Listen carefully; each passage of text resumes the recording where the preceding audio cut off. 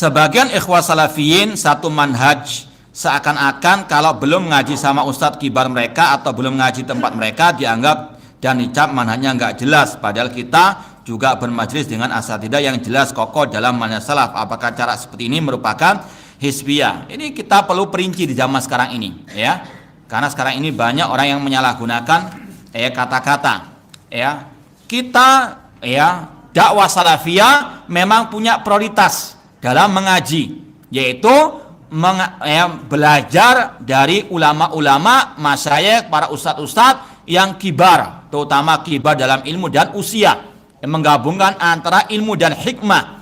Dan itu hanya pada apa? Yang senior dalam ilmu dan dalam apa? Usia. Seperti yang sudah kita sampaikan, belajar banyak kepada Ustaz Yazid, Ustaz Abdul Hakim Abdad, hafizahumullah taala. Mereka yang menggabungkan antara ilmu dan usia, antara ilmu dan hikmah. Dan kita lihat alhamdulillah, semoga Allah memberikan mereka istiqomah sampai akhirat mereka. Kita lihat mereka dari awal dakwah istiqomah luar biasa, enggak nyeleneh-nyeleneh seperti sebagian orang-orang itu yang baru-baru dakwah meskipun punya gelar yang luar biasa, ya.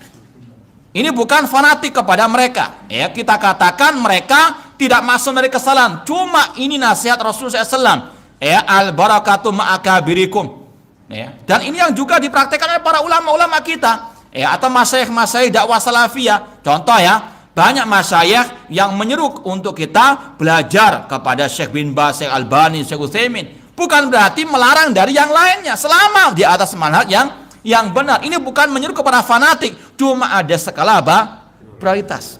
Contoh yang masih hidup sekarang, kalau Syekh Albani, Syekh bin Baz, Syekh Utsaimin sudah meninggal dunia rahimahullah taala. Syekh Sulaiman misalnya yang datang di daurah sekarang ini, beliau dalam sebagian muhadarah beliau atau makalah beliau di Telegram, beliau menyeru agar para penuntut ilmu khususnya di Madinah atau di seluruh dunia misalnya sekarang ini untuk banyak menimba ilmu dari Syekh Abdul Muhsin Al-Abbad Al-Badr, salah satu ahli hadis kota Madinah yang sudah sepuh, ya. Karena apa? Kalau sudah meninggal dunia, banyak ilmu yang akan istilahnya yang kehilangan. Maka mumpung beliau masih hidup, banyak belajar dari beliau. Bukan berarti meremehkan yang lain, bukan berarti mengajarkan untuk fanatik kepada beliau, tidak. Jangan gagal paham, ya.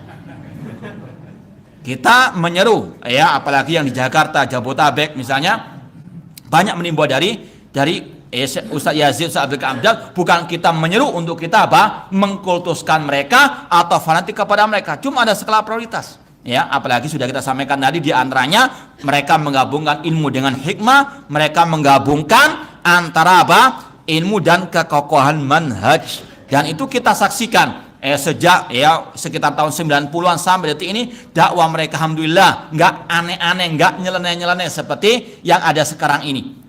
Lurus, lempang. Maka ini yang harus kita jadikan sebagai referensi. Bukan berarti menyuruh untuk fanatik, tidak. Sekali lagi jangan gagal paham. Nah.